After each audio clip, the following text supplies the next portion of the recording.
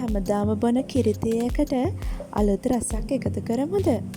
අද මම කියලා දෙන්න හදන්නේ රසම රස චායි ටී එකක් කොහොමද හදාගන්නේ කියලා.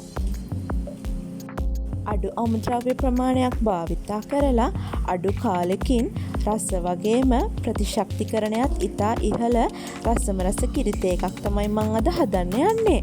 මේ චායි ටී මට මේක හදන්න ඕන වෙනවා ඉඟුරු, කරාඹු නැටි, කුරුඳු පොතු, එනසල් සහ ගම්මිරිස්. ඒ වගේම තමයි මම අරගෙන තියෙනවා කිරි මිලිලීටර් 400ක්. මම අරගෙන තියෙන්නේ පිටිකිරි දිය කරලා කිරි කෝප්ප 2කට අවශ්‍ය ප්‍රමාණයට. මුලින්ම අපි ගත්ත අමුද්‍රව්‍ය ටික මේ විදිහට හොඳින් කුඩු කරගන්න ඕනේ.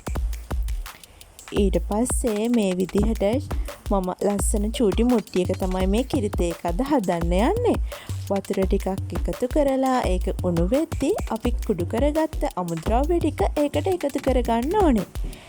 ඊට පස්සේ මම එකතු කරනවා තේ කොළ. මේක හොඳින් පැහිගෙන එද්දී කිරි ටික එකතු කරගන්නවා. ඊට පස්සේ මෙන්න මේ විදිහට ටිකක් වෙලා උණු වෙන්න තියන්න ඕනේ. මේක හොඳින් උණු වේගෙන එද්දී ඊළඟට මම එකතු කරගන්නවා සීනි. සීනි ඔයාට අවශ්‍ය නම් එකතු කරගන්නත් පුළුවන්. ඔයා සීනි අඩුවෙන් බොන්න කැමති කෙනෙක් නම් සීනි එකතු කරගන්නේ නැතුව වුණත් මේක බොන්න පුළුවන්.